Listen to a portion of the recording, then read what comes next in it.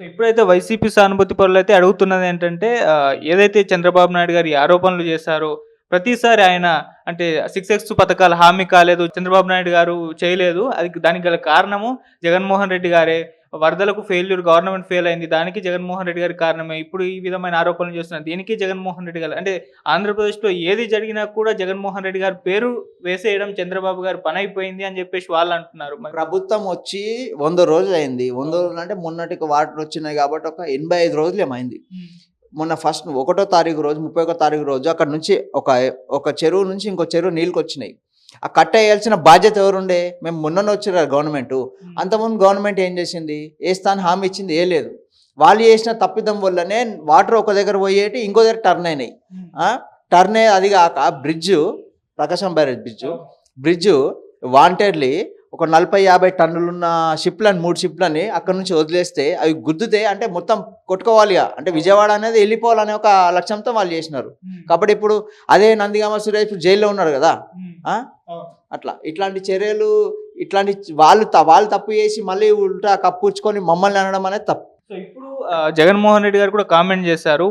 100 రోజుల పైన అంటే గవర్నమెంట్ పాలన పైన వ్యతిరేకత వచ్చింది ప్రజల్లో, దాన్ని పోగొట్టాలి, దాన్ని డైవర్ట్ చేయాలి, అందుకే ఇటువంటి ఆరోపణలు తీసుకొచ్చి దీన్ని ఒక చర్చగా పెట్టేశారు. అందుకే చంద్రబాబు నాయుడు గారు ఇటువంటి వాటిలో ఏం వ్యతిరేకత రాలే, ప్రజలు సుఖంగా ఉన్నారు. ప్రజలు చాలా సుఖంగా ఉన్నారు. ఆంధ్రప్రదేశ్ ప్రజలు చాలా సుఖంగా ఉన్నారు. మొన్న వరదలు వచ్చినాయి, అదొక చిన్నది ఏదో అది అయిపోయింది, కానీ ప్రజలంతా సుఖంగా ఉన్నారు. ప్రజలకు ఎట్లాంటి లోటు లేదు. ప్రజల తరపు నుంచి ఇప్పుడు ఎందుకంటే అప్పటిలాగా లేదు. ఒక 10 సంవత్సరాల కింద ఏం లేదు కాబట్టి ఒక లీడర్ మాట్లాడితేనే ప్రజల సమస్యలు బయటికి తెలిసేటి. ఇప్పుడు అంత లేదు. ఫోన్లు వచ్చేసినాయి, వాట్సాప్లో వచ్చేసినాయి, వీడియోలు వచ్చేసినాయి, ఫేస్బుక్లో వచ్చినాయి, ఇన్స్టాగ్రామ్లో వచ్చినాయి. ఏదో చిన్న ఇష్యూ అయినా కూడా ప్రతి ఒక్క వ్యక్తికి మాట్లాడే హక్కు వచ్చింది. కాబట్టి ప్రజలు ఎవరు ఏదైనా ఒక సింగిల్ వీడియోనే రావాలి కదా, మాకు న్యాయం జరగలేదు అని.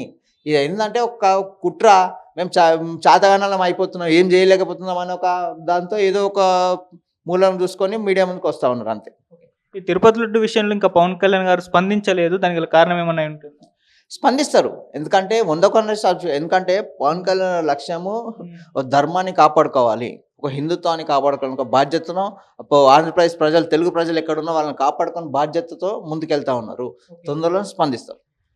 సో ఈ ఇష్యూలో, ఈ తిరుపతి లడ్డు ఇష్యూలో ఎంత దూరం వెళ్ళే ఛాన్స్ ఉంది? లేకుంటే అంటే ఆరోపణలు ప్రత్యారోపణలు వీటితోటే ఒక హైప్ క్రియేట్ అయ్యి మీడియాలో తర్వాత తగ్గగానే ఇది ఒక సమస్య పోతుందన్న అభిప్రాయం కూడా జనాల్లో కలిగింది. ఎంత దూరం వెళ్ళే ఛాన్స్ ఉంది? ఈ ఇష్యూ తిరుపతి లడ్డు అనేది, తిరుపతి దేవస్థానం అనేది ఆ వెంకటేశ్వర స్వామి నీ దేవుడో నా దేవుడో కాదు. ఈ భారతదేశము మొత్తం ఈ యొక్క మన ఈ బయట దేశాలు ప్రతి ఒక్కరు కొలిచే వ్యక్తి వెంకటేశ్వర స్వామి. కాబట్టి నేషనలిస్ట్గా మారింది. తొందరలోనే ఎవరైతే దీనికి కార్యకురాయిలో వీళ్ళు ఆంధ్రప్రదేశ్ జైల్లోనే ఉంటారు, లేకపోతే అన్నమన్న జైలు కన్నా వెళ్ళడం ఖాయం. ఇక కూటమి గవర్నమెంట్ ఫామ్ అయి 100 డేస్ పూర్తయింది. మరి 100 డేస్ పాలన ఎలా ఉంది? ఒక కూటమి సభ్యులు, మీరు కూడా జనసేన నుంచి లీడర్ కాబట్టి మీరేం చెప్తారు? ఎలా ఉంది కూటమి? 6 పూలు 3 కాయలుగా నడుస్తూ ఉంది. ఎందుకంటే ప్రజలు సుఖంగా ఉన్నారు. ప్రజలకి ఏదైతే అందాలో అవి అందుతూ ఉన్నాయి. ప్రజలకి అప్పుడు ఏదో జగన్ ప్రభుత్వంలో ఏదో ఇది వాలంటీర్స్ అని పెట్టి 5,000 10,000 ఇచ్చి ఇంట్లో కూర్చోబెట్టకుండా అట్లాంటివి లేకుండా తొందరలోనే జాబ్ క్యాలెండర్లు రాబోతూ ఉన్నాయి. చాలామందికి ఈ పని చేసుకునే శక్తి ఇవ్వబోతూ ఉంది. ఎందుకంటే మా ప్రభుత్వం వచ్చి 100 రోజులలో ఎన్నైతే హామీలు ఇచ్చినారో అన్నిటికీ 100% క్లియర్ చేసుకుంటూ వచ్చినారు. ఇంకా రానున్న రోజులలో ప్రజలకు, ఆంధ్రప్రదేశ్ ప్రజలకు మంచి జరగాలని కోరుతా ఉన్నాం. ఈ 100 రోజుల పనిలో మేము గవర్నమెంట్లో ఉన్నప్పుడు 87% పూర్తి చేస్తాం, ఇక్కడ ఆ మాత్రం కూడా లేదని చెప్పేసి వైసీపీ వాళ్ళు విమర్శ చేశారు, వాళ్ళు ట్వీట్ చేశారు. వాళ్ళకి ఏం పని లేదబ్బా ట్వీట్లు. నేను ఏం చెప్తున్నా, ఇప్పుడు అప్పట్లాగా లేదని చెప్తున్నా. 10 సంవత్సరాల కింద అంటే ఒక లీడర్ మాట్లాడుతున్నా ప్రజల సమస్యలు అంటే బయటికి తెలిసేటి. ఇప్పుడు అప్పట్లాగా లేదు. ఎవరైనా ఏ మంచి కానీ నాకు ఇట్లా న్యాయం చేయలేరని ఎవరైనా బయటకు వచ్చి చెప్పినారా ఇంతవరకు? నువ్వు చూడలేదు, నేను చూడలేదు, ఎవరు చూడలేదు. వైఎస్ జగన్ రెడ్డి గారు కూడా చూడలేదు. కాబట్టి ఇదేదో చేయాలనే ఆలోచనతో వీళ్ళు బయటకు వస్తూ ఉన్నారు. వీళ్ళు ఏం చేసినా కూడా ప్రభుత్వం చాలా నీట్గా నడుస్తూ ఉంది. ప్రజలకు సంబంధించి ప్రజల మంచి చెడుల మీద నడుస్తూ ఉంది. కాబట్టి ఎల్లకాలం ఇప్పుడు కాదు, ఇంకొక 10 సంవత్సరాలు కానీ ఈ కూటమి ప్రభుత్వం ఉంటుందని కోరుతా ఉన్నాం. అంటే 6X అని హామీలని ఒకటి ప్రకటించారు కదా! ఆ విషయంలో పూర్తి కంప్లీట్ కాలేదు. ఫ్రీ బస్సు ఇప్పటిదాకా మొదలు పెట్టలేదు. ఎప్పుడు మొదలు పెడతారో తెలీదు. ఆ పింఛన్‌ది ఒక్కటి మాత్రమే అయింది. ఆ తర్వాత మహిళలకు అమౌంట్ అని చెప్పారు. అది ఒక్కోళ్ళకు ఇద్దరు ఎంతమంది మహిళలుంటే అంతమందికి ఇస్తా అన్నారు. ఆ తర్వాత లేదు ఒక్కోళ్ళకే అని చెప్పేసి అదొకటి చేశారు. అది ఇంకా కూడా స్టార్ట్ చేయలేదు. ఈ విధంగా అన్నీ చెప్పుకుంటూ పోతున్నా గాని సాల్వ్ అవ్వలేదు అంటున్నారు. జగన్ ప్రభుత్వం లాగా ఇంటికి ఇద్దరు ముగ్గురు పైసలు ఇచ్చి చెత్తోనికి 100 రూపాయలు లేకపోతే ఊడ్చడానికి 100 రూపాయలు అని వసూలు చేయలేదు, ఇంటికి వసూలు చేయలేదు. హ్మ్. అట్లా ఆ ప్రభుత్వం కాదు. హ్మ్. ఎవరికైతే అవసరమో వాళ్ళకి ఇస్తా ఉన్నారు. ఎవరికైతే పూట గడవట్లేదో వాళ్ళకి ఇస్తా ఉన్నారు. ఎవరిని పడితే వాడిని డబ్బులు ఇచ్చి ఆ చెత్తోనికి రోజు 100 రూపాయలు ఇవ్వాలా లేకపోతే ఊడ్చడానికి అవి ఇవ్వాలా అనే అవి పెట్టలేదు కదా. హ్మ్. ఏంటంటే ఎవరికి చెందాలా డబ్బులు వృధా చేయకుండా, ప్రజల డబ్బులు వృధా చేయకుండా ఎవరైతే అర్హులు ఉన్నారో వాళ్ళకి ఇస్తా ఉన్నారు. హ్మ్. రానున్న రోజులలో ఫ్రీ బస్సు అయినది తొందరలోనే అది కూడా అవుతుంది. ఈ మద్యం లిక్కర్ పాలసీ ఏదైతుందో అది కూడా నీట్గా చాలా పద్ధతిగా నడుస్తూ ఉంది. తొందరలోనే అది కూడా నోటిఫికేషన్ వస్తుంది. ఈ రోజు జగన్ గారు ప్రెస్ మీట్ పెట్టిన అదే భయంతో ఇంకేడా అదవుతుందని పెట్టినా కూడా ఏమంటున్నంటే ఆయన నాకు సంబంధం లేదు టీటీడీది ఎందుకు సంబంధం లేదు అంటే నేను వీటిలో బిజీ ఉంటా, నాకు దాన్ని నియమించడం మట్టుకే నా బాధ్యత. వాళ్ళ బాధ్యతను ఎవరైతే నియమించి వీళ్ళ మంచిగా కదా, వీళ్ళ బాధ్యతనే కదా, అది బాధ్యత కాదు అంటున్నాం తప్పది. ఆయన ఇంకా మాట్లాడుతూ జగన్మోహన్ రెడ్డి గారు దేవుణ్ణి లాక్కొస్తున్నారు అసలు చంద్రబాబు నాయుడు గారు. ఇంతకన్నా ఇది ఇంకేమన్నా ఉంటుందా అసలు? దేవుని లాక్కొచ్చుడు కాదు, జగన్ గారి పుట్టినరోజా ఇదేది మన సంక్రాంతి రోజు టీటీడీ సెట్ ఎట్లుంటుందో ఇంకో సెట్ ఇంకో దగ్గర వేయించారు. అది ఎంతవరకు న్యాయం చెప్పు? ఒక దేవునిలాగా ఈయన దేవుడా? ఒక టీటీడీ సెట్ వేసి అంతా ములిచి టాప్ సింగర్లను పిలుచుకొని ఆ గోపురం కింద అయినా కూర్చోనికి ఇలా దేవుడా ఏమన్నా చెప్పు? దేవుడా? దేవుడు కాదు కదా. బాబు గారు అన్న నిజమే, క్లియర్. అదేవిధంగా ఇప్పుడు వాళ్ళు కూడా కోర్టుకు వెళ్తాము, మేము కోర్టులో లీగల్గా ఫైట్ చేస్తాము అని అంటున్నారు. మరి దానికి ఏంటి? కోర్టు పోతే ఏమొస్తుంది అబ్బా? కోర్టు కూడా న్యాయస్థానం చూస్తుంది కదా, మంచి చెడ్డలు చూస్తుంది కదా. ఇట్లాంటి రిపోర్ట్లు ఉన్నాయి కదా, కోర్టు కూడా మళ్ళీ కొత్త కంప్లీట్ చేసి మళ్ళీ చేయమంటుంది. మళ్ళీ ఇదే వెళ్తుంది కదా, కొత్తగా వెళ్ళడానికి లేదు. మళ్ళీ ఇదే వెళ్తుంది. అదే కథ, వాళ్ళు తప్పు చేసినారు, ఏదో కప్పించుకోవడానికి ఏదో చేస్తూ ఉన్నారు అంతే, వేరేదేం లేదు.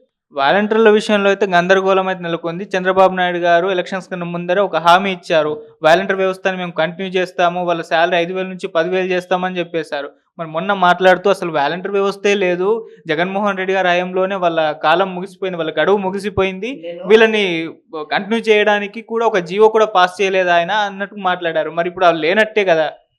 లేనట్టే కాదు. నేను ఏమంటున్నానంటే వైఎస్ జగన్మోహన్ రెడ్డి గారు అనే ఒక ప్రభుత్వము ఒక సపరేట్ ఆర్మీ తయారు చేసుకుంది. ఆర్మీ తయారు చేసుకొని వాళ్ళనే వాలంటీర్గా పెట్టుకుంది. ఇప్పుడు బాబు గారు తీసుకోవాలన్నా కూడా వాళ్ళ ఆర్మీనే ఇలా చేయించుకోవాలి తప్పించి వాళ్ళ ఆర్మీని ఖతం చేసి కొత్త వాళ్ళని తీసుకొచ్చి చేయాలని ఆలోచన పోతా ఉన్నారు. తొందరలోనే అది ఇస్తుంది. అంటే కొత్త వాళ్ళని తీసుకుంటారు, పాత వాళ్ళందరినీ తీసేస్తారంట. అంటే పాత వాళ్ళని తీసేగా అది హోల్డ్లో పెట్టినారు. రానున్న రోజులలో అది కొత్త వాళ్ళని తీసుకుంటారా, ఇది లేకపోతే ఇంకో కొత్త సమస్య ఏదైనా తీసుకొచ్చి వాళ్ళని అప్పచెప్తారా అనేది లేదు. ఎందుకంటే ఇప్పుడు బాగుంది కదా, ఇంటికి వెళ్ళి ఒక కలెక్టర్ వెళ్ళి ఒక గవర్నమెంట్ ఉద్యోగి వెళ్ళి ఇంటికి వెళ్ళి ఇస్తున్నారు డబ్బులు. మధ్యలో వాళ్ళకి ఇస్తే అది చేయాలి మారి అందులోకి వెళ్ళాలి కొంచెం ఇప్పుడు 5,000 ఇచ్చేటోడు 1,000 రూపాయలు తీసుకుంటాడు, వాని కింది ఉంటాడు, వానికి ఇలా 100 ఇచ్చి వాళ్ళు 3,000 పోతాయి కదా. అట్లా పోకుండా ఫుల్ ఫ్లెడ్జ్డ్గా డబ్బులు వాళ్ళకి పోయే విధంగా గవర్నమెంట్ అధికారులే పోయి ఇస్తూ ఉన్నారు క్లియర్గా. అంతకుముందు వాలంటీర్లు దాదాపు 2 లక్షల మంది ఉంటే దాదాపు చాలా మంది 1,50,000 వరకు రిజైన్ చేసేసారంటే ఇప్పుడు 1,00,000 మంది ఏమో ఉన్నట్టున్నారు, హోల్లో ఉన్నారు. మరి వాళ్ళని కంటిన్యూ చేస్తారా, తీసేస్తారన్న? వాలంటరీ వ్యవస్థ అనేది జగన్ మనుషులు, జగన్ సృష్టించుకున్న ఆర్మీ, పర్సనల్ ఆర్మీ కాబట్టి అది ఎట్లుంటా అనేది రానున్న రోజుల్లో చూద్దాం. ఇక చంద్రబాబు నాయుడు గారు హామీలు ఇచ్చినప్పుడు పవన్ కళ్యాణ్ గారు కూడా చంద్రబాబు గారు ఇచ్చిన హామీలకు నాది గ్యారంటీ అని చెప్పేసి ఆయన చెప్పడం చూసాము. అంటే చాలా మంది ప్రజల్లో ఏమైందంటే చంద్రబాబు నాయుడు గారు 5 ఏళ్ళు పరిపాలన చేశారు, ఆయన మీద కాస్త అటు డౌట్గా ఉన్నారు. పవన్ కళ్యాణ్ గారు హామీ ఇచ్చారు కదా, ఆయన మీద భరోసాతో ఈసారి కూటమి ప్రభుత్వాన్ని గెలిపిద్దామన్న ఆలోచన కూడా చాలా మందిలో కలిగింది. ఇప్పుడు చంద్రబాబు నాయుడు గారు ఇచ్చిన హామీకి, ప్రతి హామీకి పవన్ కళ్యాణ్ గారు గ్యారంటీ. రేపటి రోజు చంద్రబాబు నాయుడు గారు ఇటువంటి హామీలు నెరవేరకపోతే పవన్ కళ్యాణ్ గారు నిలదీస్తారా? ఆంధ్రప్రదేశ్ మంచి చెడ్డలు చూసుకునే బాధ్యత పవన్ కళ్యాణ్ గారి మీరు ఉన్నది. ఇప్పుడు కాదు, ఇంకా 10 సంవత్సరాలనే ఉంటుంది. ఏంటంటే మొన్ననే కదా గవర్నమెంట్ వచ్చింది, ఒకటి చేసుకుంటూ వస్తూ ఉన్నారు. ఆల్రెడీ 100% ఒక 80-90% కంప్లీట్ అయింది. ఒక 10% ఉంది, చూస్తూ ఉన్నారు, చేస్తారు. ఎందుకంటే వీళ్ళు ప్రజల మనుషులు, ఏదో దోచుకోనికో రిషికొండలాగా ప్యాలెస్ కట్టుకొని అలా వండుకోనిక రాలే. మేము ప్రజల సేవ చేయడానికి వచ్చినాం. 100% రానున్న రోజుల్లో 100% ఏదైతే ఈ హామీలు ఇచ్చినారో మొత్తం క్లియర్గా ప్రజలకు అందిస్తారని కోరుతున్నాం. ఒక్క మాటలో ఈ 100 రోజుల పాలన గురించి ఏం చెప్తారు? సక్సెస్ఫుల్ అయిందా కూటమి ప్రభుత్వం, లేదా ఫెయిల్ అయిపోయింది? 3 పువ్వులు 6 కాయలు నడుస్తూ ఉంది. ప్రజలు సుఖంగా ఉన్నారు. మనం కోరుకున్నామే అది.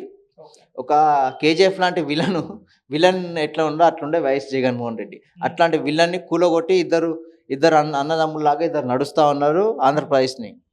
ఆంధ్రప్రదేశ్ చల్లగా ఉంది, ఇట్లనే చల్లగా ఉండాలని రానున్న రోజులలో, దాంతోపాటు మా తెలంగాణ కూడా ఎదగాలని కోరుతాం.